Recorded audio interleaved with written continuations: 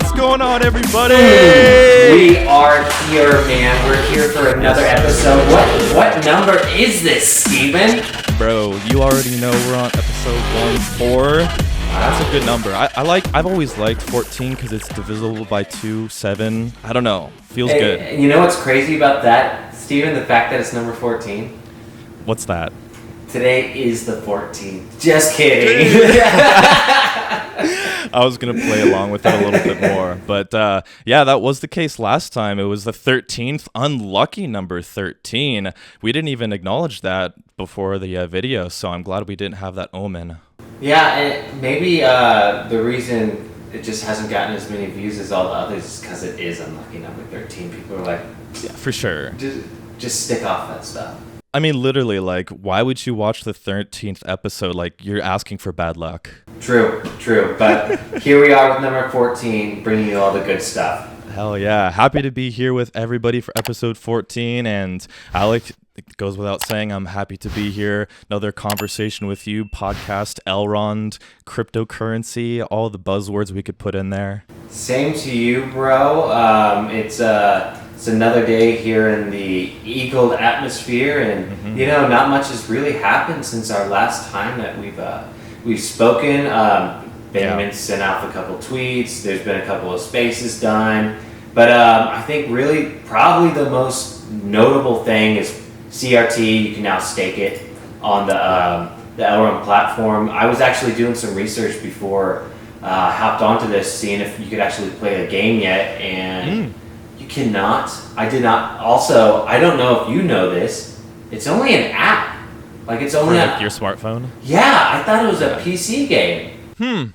Yeah, I looked into it from a Elrond and Maillard Dex perspective, but it's something I'll look into. But it isn't a huge surprise considering in previous episodes, Alec, you and I talked about how neither of us are really gamers and how the CRT coming to Elrond, the Cantina Royale is a net positive for sure. But, we had kind of this ongoing dialogue of we're kind of interested, and I know I'd asked you like if you thought you would play, so I guess you tried. Yeah, man, I don't know. Something came over me, and I was like, I think it'd be nice to have some gameplay commentary in this episode. But I guess game's just not available yet. I didn't see anything on their website about a timeline when the actual drop of the game will be released. So that's something I'm looking forward to. As you said, Steven, I'm not much of a gamer, but I think I'm going to give this a try. It's something that was built, the Elrond ecosystem backs it, so why not, man? It's free. Yeah, free to play, free to earn, I guess, right? Yeah, play to earn, and I think there's like free to play to earn. Yeah. And there's like pardon me. There's characters you can also borrow from other people. Right now they're doing a collab with Bored Ape Yacht Club, nevertheless. I did see that, yeah. Yeah, and I'm surprised that hasn't been talked about more, to be honest. Okay, so the place that I saw it was actually somebody calling it out, like they quote tweeted or something. And basically all I've seen so far is just that collaboration on a bullet point on some list. Like how did you learn about it? And what do you know about it? I think I read about it on their Twitter or something like that, or I was watching. I can't tell you the pure origin, but today when I was on their website, I was scrolling through the website, which is really nice. I like it.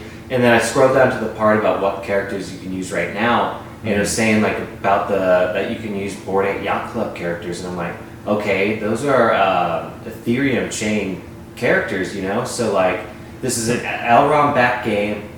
Wait, yeah, literally the Ethereum cannot run on Elrond, and people aren't bridging. I don't know the bridging process from Ethereum to Elrond. I know some people have done it, but I don't know how/who instigates. It might be the DAO owners of Bored Ape Yacht Club. They have to initiate and do the whole bridging. If you know stuff about that, feel free to let me know. But yeah, I don't know. That's weird. How are they collabing with Bored Ape Yacht Club on a separate protocol? Yeah, not only how are they collabing, but how have I not seen I guess I just haven't been on Twitter much, but I haven't heard much from the Bored Ape Yacht Club community in terms of, hey, we got a game where we're able to use our our NFTs in. I know Yuga Labs has been working on their own game. Yuga Labs, yeah. Yeah, to use the Bored Ape Yacht Club NFTs, but this is definitely something else, and just surprised I haven't heard much. Yeah, I think there's my brain tells me there's got to be something there. The fact that we were confused about the Elrond to Ethereum bridging and the fact that nobody's really talking about it. My guess is there's a reason for that kind of discrepancy. Yeah, man. Either way, I'm excited, and I'm excited to see all the other NFTs eventually make their way into the space, and hopefully this is really something that takes off, and hopefully because Bored Ape Yacht Club NFTs are involved, there can be some other bleeding into the Ethereum space some more, because as you know, Steven, we are the superior smart contract blockchain. No contest, in my opinion. Yeah, man. So how have you been feeling overall with the Elrond ecosystem and how things have been developing lately since we spoke last? Yeah, man. I think you know that I maintain my perma bullish attitude as per usual, and the way I see it is the longer time moves, the better the chance is that we're closer to the bottom. I'm not going to try to think about super bearish scenarios, because don't get me wrong, like I have like even just literally crossing the street the other day, like I don't know what it was, but literally my brain was just like, what if the whole market just like completely just kaputs, like completely irrational, unfounded, but just like what if? Because if I play this, what if Elrond goes back to all-time highs, $500? What if Elrond goes to 1,000? What if 10,000? Then for me, and I guess I would advise for everybody to do the same, just from like an understanding of risk standpoint, because if I can look at it and see a chance of huge gains, then to ignore what could happen, it can be ignorant, but there needs to be some rationality to it. So the bear market blues, for me, they're not completely, I'm not always just 100% bullish. A lot of my money is resting in the Elrond ecosystem, and for that reason, I have balanced and found ways that work for me. But yeah, at the end of the day, there's always some narrative that can scare you, whether we're talking about cryptocurrency or completely unrelated to cryptocurrency, like just the idea of fear and emotion. Our brains are extremely powerful tools, and I guess it's just important to keep a pulse on everything. But yeah, overall, like I feel good. I'm just trying to give a sober word rather than just being like, the bottom could be in, we're gonna go here, like this is what I'm thinking. We'll get into that. That's the flavor of podcast Elrond and this episode. So I'll get my chance to be excited about what's going on. But yeah, like I'm acknowledging, I'm trying to level with everybody. We're in a bear market. I feel bear market blues sometimes, but I maintain this bullish attitude just because I think I get a sense of what the potential could be. So that really just keeps me around, and I'll leave it at that for now. I think that's a good way to put it, man, because right now we really are in uncertain times. Who's to predict what's going to happen tomorrow or what's going to happen in the next couple of days, because everything is really just wishy-washy. Things feel kind of choppy in the market, and that's just the story of how it is right now. So look for those fundamentals and just wait for the time. And yeah, man, it's a tough time out there. Bear market blues are a thing, but stay strong and do what you got to do to survive this time and invest wisely. Yeah, it's funny because when you say that sort of thing, like I feel like that's just like Alex speaking straight from the heart of like, guys and girls, be careful out there. Like, this is a cool opportunity, and especially if you're here watching this podcast, you're probably more interested than the majority of people. But yeah, it's just like, be careful and like maintain risk. So you got good man Alec giving you some sound words there, but then like I see people on Twitter just like going crazy with NFTs, and every time there's a rug, it's like people are confused how and why. So I'm a little bit just like laughing at this duality of like Alec being like, gosh, we got to be careful, do what you can to survive. And then people are just like, I'm going to ape into this NFT to the moon. Like, whatever the terminology is. Have you been seeing any people aping into certain NFTs lately? I just haven't been tuned in. I know Zoisters was one that we had previously talked about. Yeah. So I have several kind of topics on NFTs kind of on my mind. One of them relates back to the Cantina Royale and everything. So I want to get into that eventually. But before answering your question, I'm trying to think. Personally, for me, I could answer the question, but on Twitter, like the truth is, like I like cryptocurrency, decentralization, DeFi, MyRDEX. Like I think those are the things that the podcast for me rest on. Whereas like this conversation that includes NFTs and opens this door of Discord and that's a whole nother world out there that I'm super like partially interested in. Like I'm invested, I own NFTs, but like that's just about as far as I'll go. Like I don't get on Discord. So everything I see comes from Twitter, and nothing huge has really come in front of me. But today actually was a NFT day for me. I did mint a few projects, and then I also bought a few too. What projects were you minting, man? Yeah, so it's Validators V2. So I'm pretty sure it's a branch of Nogin, which also does the Noguns. I don't know how to pronounce it, but the Dragons, which is also a Midas, I believe is under Nogin.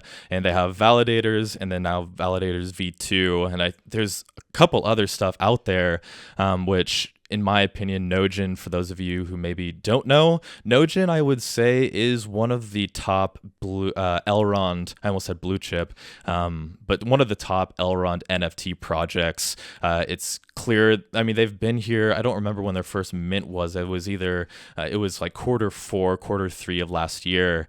But yeah, so I saw some people minting it yesterday, and because I have the version 1 validator, I was on the whitelist for the private mint. So I got done with that before it opened up today at 12 o'clock UTC. And then I also got I got 2 Cantina Royale mystery boxes. Ooh. Yeah. I feel like I always have to get at least 2, just like one for like if this does pop off, and just one if this does pop off, like one to sell, one to just hold, because you never know. But just got 2 of them. I think they're all the same thing, but they're mystery boxes. So I honestly, dude, like I don't like. Excuse me, but I don't really know a damn thing about Cantina Royale. Like I essentially know what we've talked about. But yeah, these NFTs. The Cantina Royale, I don't know why I'm pronouncing it like that. Cantina. Nah, but the Cantina Royale ended up boosting. I don't know, did you see Benjamin tweeted a photo of the different NFT blockchains in their 24-hour NFT volume? Oh, yeah. I think I know what you're referring to. Yeah. It was boosting our just our NFT volume as a blockchain as a whole, correct? Yeah, dude. And it was pretty impressive, I would say. This website or platform, Stock Twits NFT, I guess we'll put a link in the description, but they track all of the different markets, and recently I think they added Elrond. So kind of in the midst of them adding Elrond is when this huge 238% increase in this one particular tweet. And it was increased by I think nearly like $600,000. Like I think Elrond floats closer to around 100,000 in a 24-hour NFT volume. So in the days after that, it definitely did settle down much more. But yeah, it was pretty impressive. I don't know how it was sustained, or better question is, I'm wondering where this platform gets their data to just look at it ourselves, go straight to the source. But yeah, so 699 K, so essentially $700,000 in NFT volume, which seemed in most part to be fueled by the Cantina Royale NFT mint. I gotta say, as I look at this chart that you posted here, the Ethereum 24-hour NFT volume is fucking staggering. Dude, I'm not gonna lie, I saw that too, and I was just like a little bit floored. Like, that's wow. Okay, so people, I'm looking at $19 million moved in 24 hours on the Ethereum blockchain. Yeah, dude. And think about that, because just imagine for a second that 24-hour NFT volume is not it isn't 100% just a result of how many people are using it. What I mean by that is, what if, if I just spent 20 million on one NFT, so one person could in theory generate unlimited volume. So I think that's something to note, only because I was floored and I was like, dang it, like Elrond kind of has some ways to go. But all it takes is one person. Like, some random person could come in and spend 20. I mean, if there was an NFT on Elrond that was that much, like one single person could or not one single person, like few people can move 24-hour volume. So I'll go ahead and say that I think that difference between where Elrond is at and all the others and Ethereum may not be as big as it seems. But anyway, I agree that $20 million in 24-hour volume was pretty staggering. Yeah, I'm definitely excited to see our NFT ecosystem continue to grow, because it's definitely taken off from where it has first began. Because if you look back, the hype was never like this, man. It was never even close. So this is definitely cool, and I hope it continues to grow, and I hope it continues to get exposure. Yeah, dude. And I think initially when I saw that, and then I kind of thought to myself that I'm sure that will go down in the days coming. So I was a little disappointed to see that, in the following days, the NFT did go down, or the 24-hour volume did settle closer to an average. But yeah, exactly what you just said. It's like, okay, this is putting eyes on Elrond at bare minimum. And it's kind of the name of the game sometimes, because that's how adoption happens. But it really is. Like, thinking back just over my investment journey, I can't tell you how many random coins I know about solely because I saw them on CoinMarketCap, best performers, or Binance had them as a top gainer. It's just kind of what happens. And if it is a genuine shite coin, that's one thing. But as we know, like everybody's here, like seriously, Elrond literally is like top performing in just from a user perspective, and I think the team, what they're accomplishing, and specifically how they communicate is, I don't know. I'm sold out to Elrond now, so I don't dive into any other coins these days. But all I can say is that I'm super satisfied with the communication that the team has with the community. What's up, guys? Camera's cut out. I'm also an idiot because I forgot to start recording my audio. So here we are with nice, crisp, clear, beautiful audio. What you had to listen earlier might have hurt your ears, but man, I'm glad I could be here now talking in your ear. It's good to have you back with us, Alec. Thank you, Steven. I believe we were just talking about NFTs. Really, what I wanted to discuss was just along the lines of what we were saying on the Cantina Royale NFT volume boost of about roughly like $600,000. And then overall, I think that the volume in Elrond is increasing from there. But also, too, it's kind of odd because the 24-hour NFT volumes are, of course, in US dollar. But so if the market increases, like if the price of Elrond increases 10%, then that's going to inflate the volume since it's in US dollar. You know what I mean? Like, it's almost as if like the 24-hour NFT volume on this website would be more appropriate if it was in number of Ethereum transacted, number of EGLD transacted.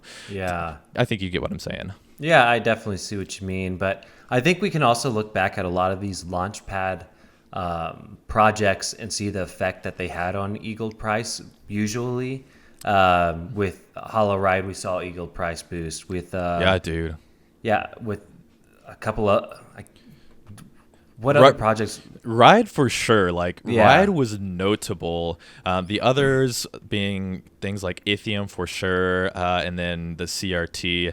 I don't think I noticed any huge demand for Elrond, but reminder that Ithium was the first time the team put the price discovery mechanism in. So we talked, I think, either in a previous episode or at least on Twitter, it was discussed how the point of price discovery is to reduce volatility as much as possible, to spread out the entry price rather than boom, swaps are enabled, everybody get into it and cross your fingers that you got a better price than somebody else, because it's just an automatic market maker. So how quickly you get your input in, the output is determined in a series of kind of a line. So yeah, the price discovery, I have a lot of positive things to say about it, but rewinding back to the Ithium, I don't think that boosted Elrond price much. It was kind of there, it was unnotable, I think. Yeah, you're right. And I think, truly it was Ride that gave us the most boost to the whole ecosystem. Oh, yeah. And we haven't really seen anything like that lately, but also I think a lot of that can be chalked up to, just the current state of the market. Yeah. It's really tricky though, because Ride showed me people are using Elrond. People are demanding Elrond. There was significantly more hype with the Ride launch. Partially, I think, because people, as we discussed in previous episodes, speaking for myself, I understand what Holoride is trying to do. Whereas with Ithium, it's still a process of what exactly does this product look like, and what does owning Ithium do or get me? What's the promise of this token, like any other kind of ESDT that we're considering adding to our portfolio, I guess. Yeah, and I actually did. I think I bought a couple of Ithium when it first dropped, and I think it was at a decently higher price than what it is now, because Ithium is definitely seeing quite a bit of blood. Yeah, I mean, yes. I think, sorry, I'm just laughing because we're in a bear market and everything has been just tanking. True. But sorry, dude, look at that. You got some bearish from Steven. Yeah, it's definitely a project I haven't heard much about lately either, or I haven't seen much development within it, and I also haven't been paying much attention, so that's a pretty good part of it. I know Edward and Mark Paul, the founder and CEO of Ithium, Edward being the CEO of ZoidPay, right, just did a Twitter space. I haven't had a chance to listen to it, but it's cool to see some of these projects collaborating within the ecosystem. It is super cool. We got two dudes over there, Mark Paul and Edward, the homie. What's up, Edward? We'll see if he's watching. Comment below, Edward. But yeah, two CEOs getting together, and I did listen to it while I was prepping for the episode today, given that it just happened earlier this morning. And I think that actually reminds me, it wasn't last week, it could have been 2 weeks ago at that point, that Edward was also he did a live spaces with somebody else, or there was something, or no, maybe that was Benjamin. I'm forgetting. I think it was Benjamin. Yeah. But yeah, that does remind me though. I'm not shilling the NFT or anything. I already talk about how I don't get on Discord. I focus on Twitter. But there is a NFT by Hi-Rez, the rapper, who's been pretty heavily on the Elrond NFT ecosystem recently. But he did release an NFT called the Elrond Town or Clubhouse. Did you hear about this? I have not. No. Oh, dang, man. Well, yeah, you you have been distant a little bit, because yeah, I mean, when we're in a bear market, there are just fewer and fewer things to catch people's attention, for people to talk about. So yeah, for a little bit there, I know Alec and you were together last week traveling, and I wasn't even interested in what was going on in the market. more specifically on Twitter, because there was a lot of talk about CRT, Cantina Royale. But like the week before that, like I don't even know what sort of drama was going on with some people engaging with the high res, club is what I guess I'll call it for now, because it's the Elrond Clubhouse, but it's the idea is to spread content and information for everybody, for Elrond, which I approve of, and that's the main gist of what I'm trying to say is check it out if you are interested, because Edward did post a live, or he I guess was interviewed live in the Elrond Clubhouse, which is a Discord server, something like that. I don't get on Discord, so that's out there. But for some reason I thought the Elrond Clubhouse was a like a not an NFT, a metaverse thing that you could VR yourself into and you could like hang out in. Well, that is what Hi-Rez purports it to become. Lots of promises from Hi-Rez, and from what I have seen, he's good for it. I've spoken with him on Twitter live spaces, and he and I have been talking about getting him on podcast Elrond. But as with all the other interviews we talked about doing, haven't quite gotten to those quite yet. But yeah, I think that when it comes to NFTs, there are just big reminders of who is in charge, how many people might be in charge, and just for bare minimum, whenever there's just a person at the top, if somebody were to pass away, like imagine if all of Elrond was just Benjamin. Like if Benjamin passed away, it's like, well, I guess at this point Elrond could probably still be used and built upon, but you know what I mean by that? Yeah, it's when you dispel the leader of thing that's going on, usually it's kind of hard to go on after that. But I think we're at the point to where Elrond's definitely becoming a self-sustaining ecosystem, one that people are very interested in continuing to build on, and people building on their own, just like Hi-Rez the rapper doing his own thing. He's a key part of this community and helping it grow, because for sure. I believe he is an American rap artist, that's awesome to see. Lives in Florida. Nice. It's awesome to see someone like that really aping into this space, because it's definitely something we need over here.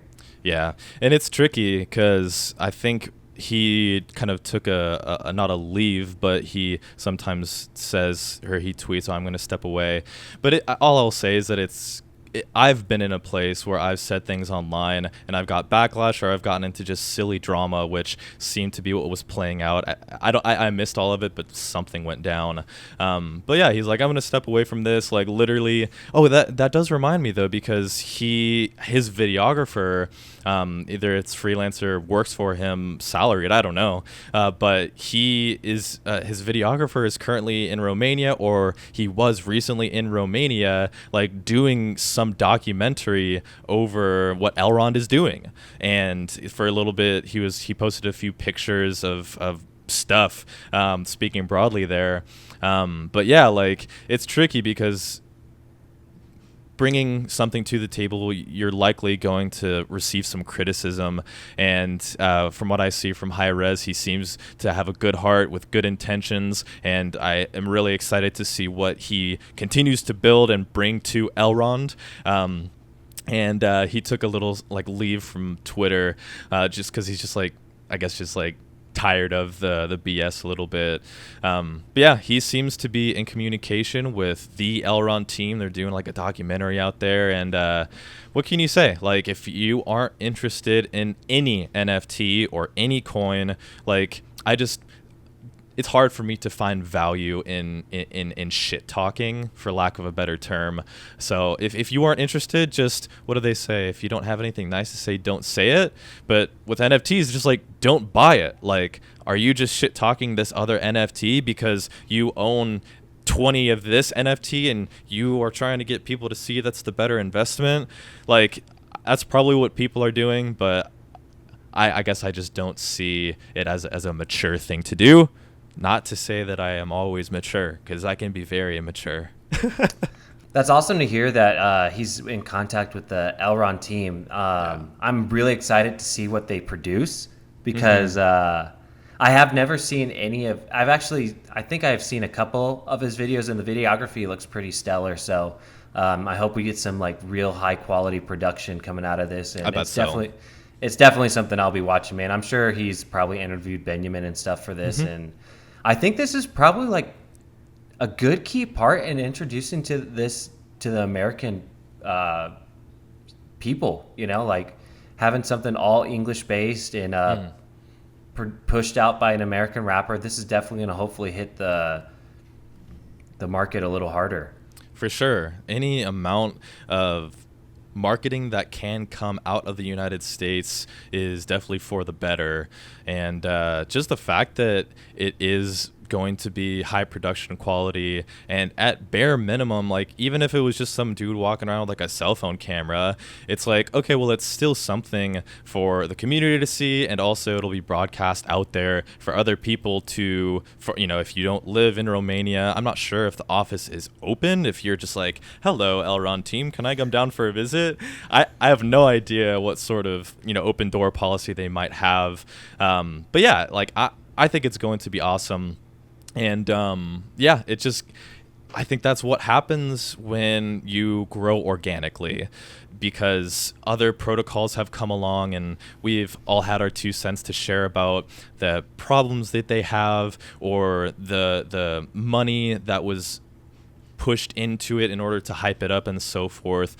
I'm not here to talk about those things because the huge focus is certainly on Elrond, and we hear people say in the professional world that what comes from the top will come down, like just the mentality. And I think I've talked in previous episodes about how the goodness we see with things like Together for Victor, how that has a representation of who is above us, which is, you know, the team members and then the team at Elrond. So it goes both ways, this organic approach. And when people come to Elrond, or whenever you discover something new perhaps, and you gain this sense that it is organic, that it is just more free flowing rather than if it was marketed really heavily and all this money was you know, pushed into it in some form or another, that's just like not something to be concerned about. And I think that just says something really significant about intentions.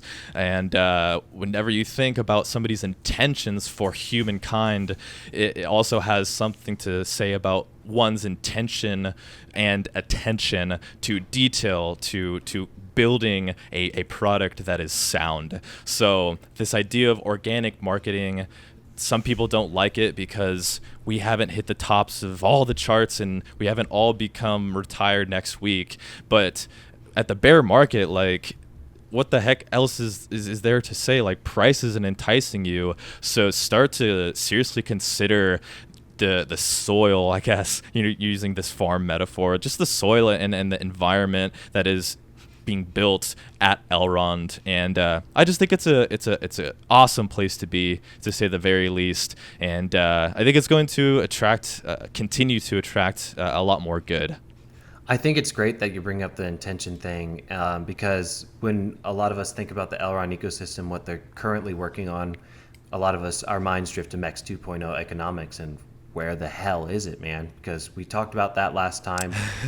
We kept hearing from Benjamin 2 to 3 weeks, 2 to 3 weeks, 2 to 3 weeks. Yeah. Well, his latest tweet, he didn't ask me anything. I believe people were asking about the timeline on this, and Yeah. he said it's heading off to its final publishing. Hopefully this is its final draft. He says it's gonna change the DeFi system, solving problems that haven't been solved before. So he's talking a big game. For sure. I really hope he has I really hope he has the product to back up what he's talking, because I do want everything to improve. Not to say that it's absolutely awful right now. It's just that, as everyone says, there doesn't seem to be much use case for MEX, and I really hope this solves a lot of those problems, man. Yeah, man. It's tricky. Like, it's definitely like, I don't know. On one hand, I look at MEX at this, I don't care about the price. We're in a bear market, and that's a conversation that's valid, but it is what it is. But on the other hand, is this kind of just like sobering question of just genuinely, and like, it's not shit talk or FUD, but it's literally just like, yeah, like, there, there isn't any demand from X, and that's not to say, you know what I mean. It's like, that's not to say nobody's buying it, price isn't going up. It's like, why would I go to my exchange and swap Elrond from X? Why would I do that? Even if they were to swap to MEX, they wouldn't use the Meyer exchange. And if you do, you obviously don't know about Locked MEX exchange and being able to switch your EGLD out for what? 3 times more MEX than you would be able, Locked MEX than you would be able to get on the Meyer exchange. Yeah. So even if you are doing that, which would be silly in my opinion, it depends, because it's crazy how there are quite seriously 2 distinguished markets and prices for MEX versus Lock MEX. Yeah, I guess there is some people who could maybe look at it as, okay, yes, it is locked, but if I were to transfer my EGLD over to MEX, if it were to retain its current pairing value or pairing status, I would have 3 times more money. Yeah. But it's locked MEX, so you would have to wait however long that would be in order to unlock your locked MEX. And then, yes, you just tripled your money, but did it stay at that same pairing? That's the real big question there. Yeah. It's quite the gamble if you were to pull that off, but damn, if that were to work, man, that's pretty nice, actually. For sure. But is that not just trading? Like, just breaking it down to just what it is? Because, if it depends what I think your timeline is, and also too, it's kind of interesting. I'm not sure if you've purchased any locked MEX from the exchange rather than selling your locked MEX for Elrond.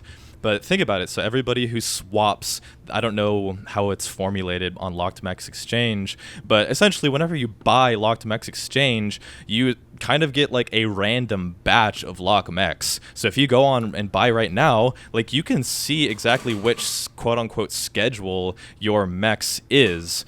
Whoa. So it's interesting because it, to me, it brings up 2 questions, and one of them is unfair because I think it is more FUD, but I'm curious, can the owner of all of that Lock MEX who owns Locked MEX Exchange, what if they were just keeping all of the MEX with like the early lock schedule, and then they were just putting for sale all this stuff that's farther out into the future?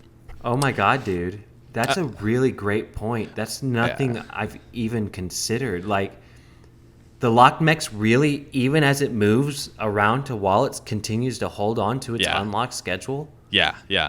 But I have noticed that the schedule of whatever Lock MEX, it is pretty random.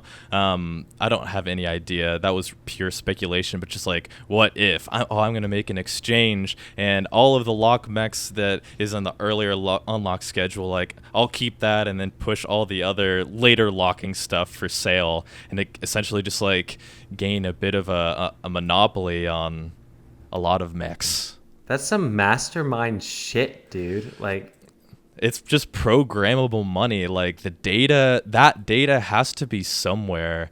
Hopefully somebody, I actually know there's this Twitter guy, he really knows what he's doing on reading smart contracts. I'm definitely going to get in touch with him and see what he has to say about it, because that's something worth looking into. Man, yeah. I'm interested who owns this Locked MEX exchange. Haven't you interacted with them peer-to-peer? Yeah, and that's a little bit why I feel bad for speculating, but it's a thought. But yeah, like, in the earlier days before what the Locked MEX exchange is now, which is relatively close to just a MyRDex swap, it was send Lock MEX to this wallet and some smart contract will automatically return the proper amount of Elrond. And when I was doing that, I accidentally sent too much Locked MEX and it kind of rejected the smart contract. So I got in touch and the person literally sent me back all of the Locked MEX. I mean, I guess they could have just run off with it, but then there's this idea of, if I do run off with this now, they're going to broadcast this out there, and then my long-term scam will be foiled. I'm sorry. I'm just being silly. I doubt this guy has that scam, and if he does, I mean, it's really not a scam. He's just, taking advantage of what exists. It's true. But yeah, that is interesting. And I think we've talked about in previous episodes that I think, and you can agree that, well, definitely the introduction of the locked MEX exchange really just murkied up the water, muddied it up. And it's like, it's much more difficult to arrive at a solid conclusion or expectation as to what will happen when the MEX schedule starts to pop off, I guess. It's like, dude, at this point, like, the market is the market. Dude, we're like, I think 2-3 months away from the beginning. Yeah, isn't that the crazy? First unlock.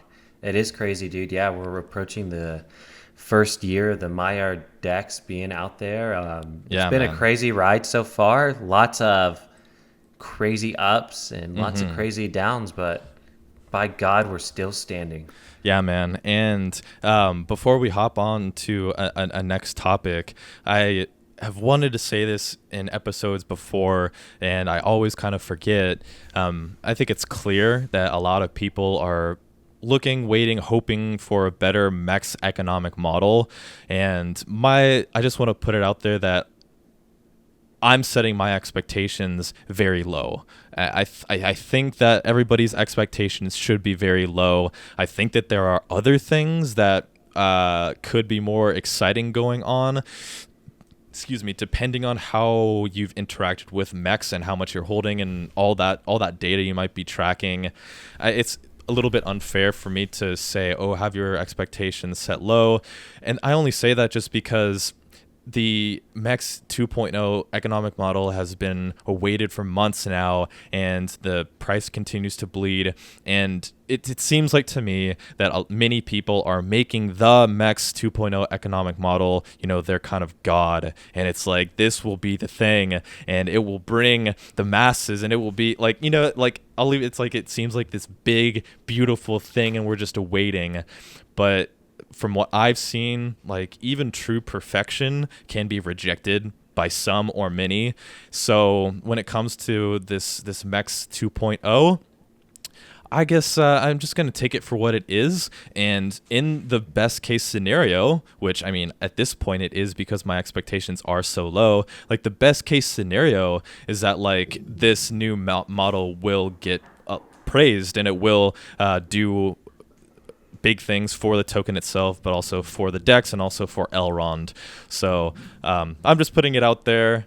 Anyone listening, set your expectations really low so that at bare minimum, if it does a little bit of good, it's, that much more significant. So, Alec, you just mentioned that Maillard Dex is just approaching its 1-year anniversary. Yes, and it is. It would be a shame to pass the 2-year anniversary, which is July 30th, since Elrond launched its mainnet in 2020. So that will be this Saturday on the 30th, depending on where you are in the world. But yeah, man, it's pretty incredible, I will say, to think about how the space has moved since, just 2 years ago, but specifically, I guess at the bear market, just taking step backs and viewing a broader picture. I personally think that it's nothing short of spectacular what the team has accomplished in this 2 years. Of course, they've been working for longer than that, but what they've executed, I guess I should be specific, what they executed over the past 2 years, there's a list of different items, and man, it's pretty insane to imagine actually how big that web is becoming. Yeah, dude, it's truly insane. They've built a lot over these 2 years, and as you said, they've executed a lot over these 2 years. Yeah. They've brought a lot of things to the plate, and they said, we're going to get these done, and by God, they have got it done. There are, as we were talking about earlier, there are some things that haven't been done, but you know what? The team's still here. We've seen them go through some extremely, extremely challenging times over the past couple of months. Sure. And there hasn't been 1 ounce or inkling of them quitting at all. So yeah, hats off to them, man. And absolutely, it's really awesome to be here. And I'm ready for some more anniversaries. Let's get this baby rolling. Yeah, dude, it's pretty cool to be here and be along for the journey. And at this point, we're literally just kind of documenting our own side of things ever since the Maillard Dex launched. And yeah, I guess bringing it around a little bit to the market conditions, any updates on your MyRDEX portfolio? Where are you? If there's anything that you're doing interacting with the MyRDEX or NFTs, like what is Alec up to on your side? Same old, dude. I haven't touched much. I know last time we spoke, I talked about selling my bag and then buying back in lower. Could have still been a smart move because we are because when I said that last, I think we were at 60. Yeah. So it is what it is. I didn't do that. I'm hanging on to my bag. I think I'm just kind of in the mindset of I'm going to just hang on, continue to farm, continue to stake, continue to reap my rewards, reap my benefits, and just, play it out, man, because I've read a lot of things. In the toughest times, there's a lot of people who've never sold and, they make it and all that BS and whatnot. And so I'm like, Alec, just stick to your guns, man, because I keep telling myself this is a solid ecosystem, and I'm very excited for what's to come. So really no changes here, man. How about you? Yeah, I have made a few changes here and there, whether it be, it's weird because when you buy an NFT, you're investing in it. So I guess I'm reallocating my portfolio more into NFTs, even though I'm making purchases. So yeah, I actually got a few more Zoidsters. I know we talked about some NFTs earlier, but aside from that, what I'm actually doing on my RDEX, I think I mentioned that I did sell off the rest of my lock mechs. It does say something about how I feel about it, like what my sentiment is towards the token itself. And at that point, it really just became a question of spreading, the assets that I have, just balancing my portfolio per se. But I have been establishing. I think I'm at a good spot with what I have for ZPay. I added some, so I have that shopping pool, and then I also do some meta staking on just ZoidPay, since the meta staking liquidity provider token for ZoidPay is still not a thing. I'm not sure if it ever will. Beside the point, because I think I'm settled on my ZPay allocation.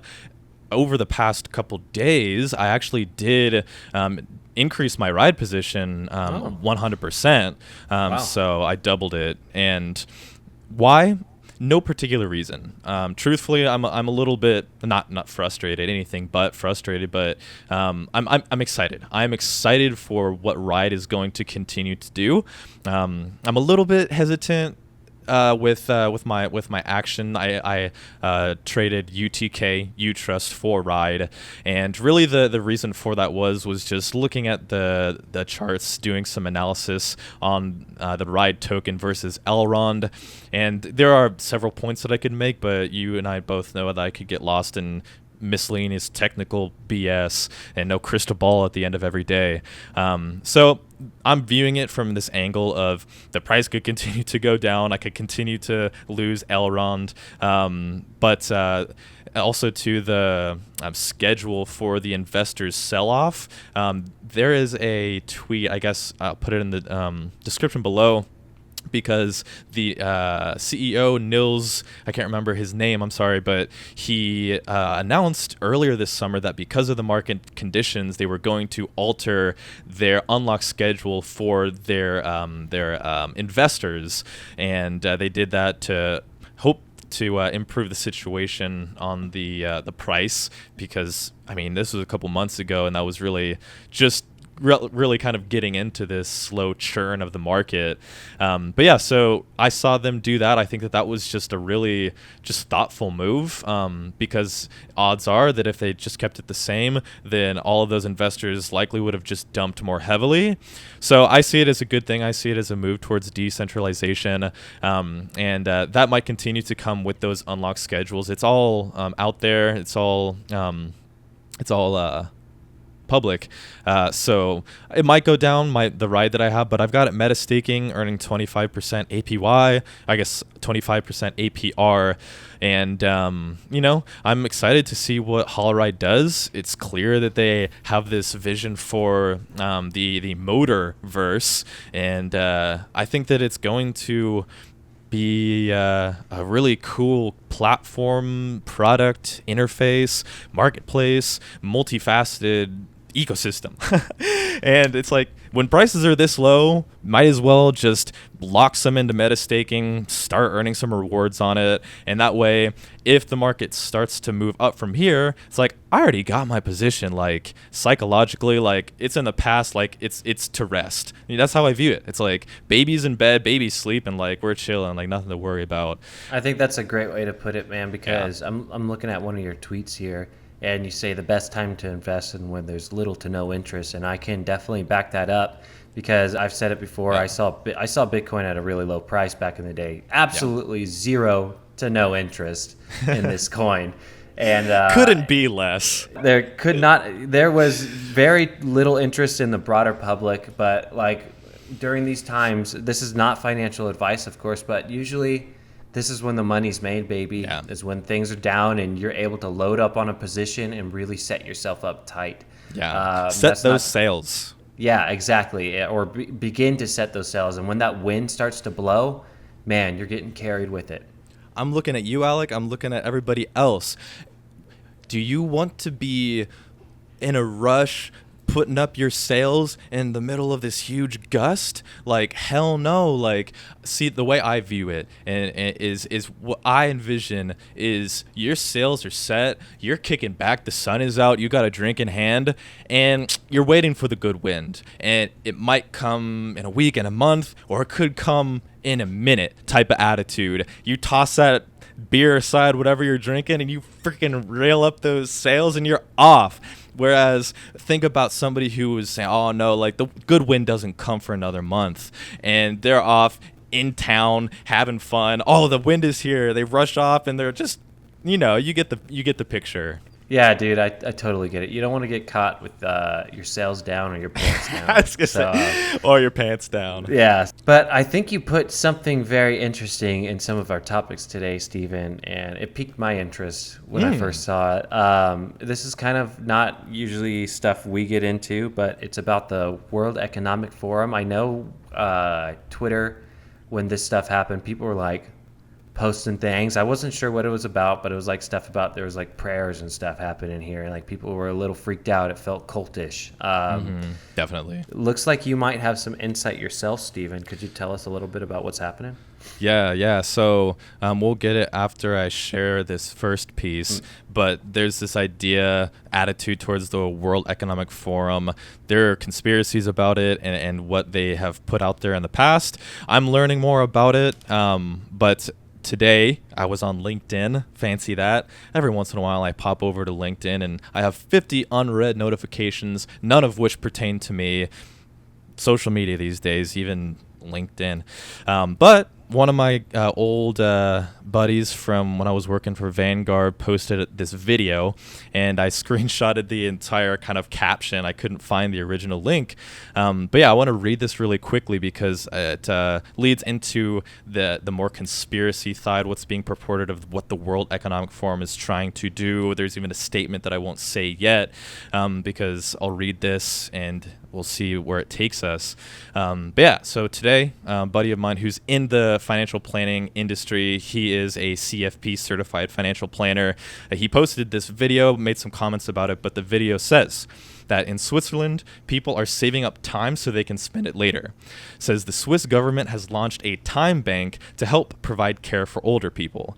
Younger people volunteer to care for older people. They deposit the time they spend volunteering into their social security account. When the volunteers are older and need assistance themselves, they can spend the time they've saved up. And a similar scheme is being launched in Beijing, but essentially they can either redeem these when they turn 60 or donate them to older relatives or friends. So I thought it was really interesting that in this video they use the word coin. Like 1 hour will be equivalent to one of these coins that I guess will be deposited into your Social Security account. But yeah, so they coined that. They coined the term coin. But yeah, it says saving 10,000 coins, equivalent to therefore 10,000 hours, earns you a spot in a state-run care home. And then lastly, just today, 1 in 10 people are over 65, but by 2050 it says 1 in 6 people will be. So this is from the World Economic Forum. This is what it sounds like Switzerland is doing to plan for this increase in the elderly, because with a population that is growing in age, that's a population that can't help themselves. They will need care, and that is healthcare, which is civil rights, which is a whole literal world of conversation. But yeah, what do you have to say from a positive aspect, negative aspect? Yeah. Specifically speaking to the video and what it has to say, I think maybe something like this can work in a small country like Switzerland. Switzerland has a lot of programs that you wouldn't see in larger countries, and the reason it's able to work is because they are a small country. They're able to fund these kind of things. I think it's interesting that Beijing is looking at doing something like this as well, but also you have to look at what kind of economic position they are in themselves.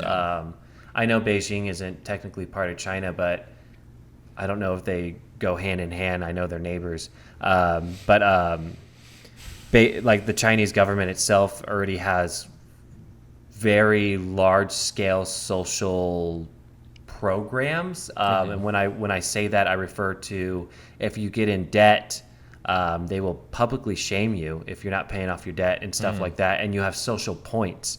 They already have that kind of system. So this seems like a kind of natural progression in things.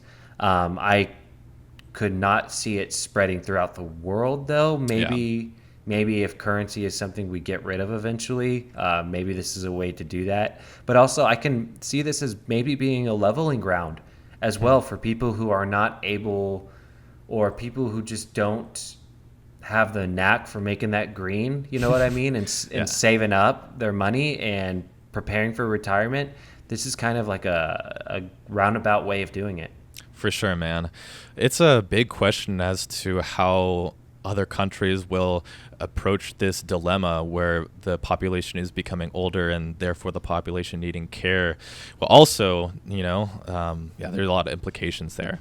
But I think the big question about the World Economic Forum is this aligns with an idea that I was referring to earlier, but it's this idea of the Great Reset. So that's maybe something people out there have heard before. But really just understanding the World Economic Forum helps to gain some insight about what its direction might be. And it's a pretty broad spectrum of people, from CEOs, diplomats, celebrities, media personalities, government officials, religious leaders, union representatives. Literally just like this huge collection of people represent the World Economic Forum. And it's important, I guess, to note that the Economic Forum has no independent decision-making power. They seek to influence people to make decisions that benefit the global community, which is extremely tricky. Just looking alone at the United States and how difficult some of these truths are, and this is just our United States community, but really the World Economic Forum is like the global community. We're going to try to influence people to act in ways that benefit all of us. And then, I mean, that's just brings up the book of ethics of what's ethical, what is right and wrong. And I mean, that's really at the base of humanity is ethics. And I don't know, we could get really deep into some shit. I think you bring up one of the most valid points here is that these people have no real independent power. This is kind of like think of a convention. They all have these they cannot make they do not make laws. They as a body. Yeah. Yes, they do not set laws, but they most certainly do have power through their influence. Yeah, as individuals, they have power, but when they come together for this the World Economic Forum itself as a body has no decision-making powers. Now, there may be some powerful people who are there Most certainly. soaking in these ideas as well, but that's not to say you'll see these ideas permeate through your soil itself. I think this is something to definitely keep an eye on. Yeah. But me personally, it seems like it's just another group of, wealthy people, extremely wealthy people getting together thinking they know what is best for the 90% of the rest of the population. But really they have this overhead view that is super obscure and doesn't really give them a clear picture of what is needed. So they're never really gonna do any good. Yeah. I don't know what the percent is, but there is that aspect of the top 1% are more wealthy than the lower 99%. I can't remember what exactly it is. But yeah, I mean, it's essentially the one looking at the 99 as this representative list of pawns in a game of chess. And they see themselves as probably the king, but, they have these other ideas of the kings and queens. And they have this hierarchy. Yeah. But the whole economic forum gets into the realm of conspiracy, more talking about that great reset. And it's just something to keep in mind, especially when it comes to what ownership of these digital assets entails, what it means, what the weak places are of owning these assets, which are the internet and electricity, which bring value to gold and more traditional assets, more tangible things like precious metals. So that being said, there was a since deleted tweet, I believe it was. It says there was an article that the World Economic Forum posted 8 predictions for the world in 2030. They ended up deleting it, it seems. But the first prediction in the video is essentially that by 2030, whatever you'll want, you'll rent, and it'll be delivered by a drone. It's just this sense of you will own nothing and be happy. And that's kind of what I'm trying to just keep my finger on the pulse, because there's this hierarchy, these higher people up top looking down at the pieces to move. And I don't want to be a piece to be pushed around. So it becomes a question of still though, there are those lines to be drawn of government agencies and then different types of influence. So rent everything, delivered by a drone, be happy, something like that for 2030. I really take a lot of this with a grain of salt because people used to think we'd have flying cars by now. And, we really can't predict the pace at which we're going to move or what kind of stumbling blocks we're going to come across. Yeah. And when you hear this kind of stuff, it's usually super outlandish anyways, because as you said, man, they're the 1%, and they have, well, I said it too, they have like this high overview of things, and usually it's super inaccurate. So, you got to think of the social media and how easily the world is able to communicate with each other when things start to go, awry, and people are able to see that too. So I think social media has hopefully become a great equalizer in keeping people informed about these kind of things, because if it weren't for social media, we wouldn't have been able to read this stuff anyways. But hopefully that is something that keeps this stuff at bay if it were to ever rear its ugly head. Yeah, man. Well, I think that really kind of wraps up this episode. Was there anything else you wanted to cover before we sign off, brother? Nah, dude. Great episode filming with you, man. Hopefully we get some really cool developments coming in the next couple of weeks to make a more exciting episode next thing, because really not much has developed between our previous and now. Yeah. Looking forward to the next episode already, given some topics that we didn't get to cover today. Nonetheless, check out the description below. I'll post the links to read a little bit more into what we talked about today. But yeah, man, it's been a pretty great episode. Looking forward to getting on Twitter this 30th of July to celebrate the 2-year anniversary with the rest of the community. Hell yeah, dude. Me as well. And off topic, I'm actually celebrating my 1-year anniversary on the 31st of July. Congrats, brother. Let's go. Dude. Yeah, 2-year anniversary or 2 anniversaries in a row. So it'll just be a celebratory weekend. That's awesome, man. Well, to everybody else out there, I hope you have a great weekend. And in the next episode, we'll see. We'll just leave it there for today, and we'll see you in the next one. Catch you later, fam. All right. Peace. Peace.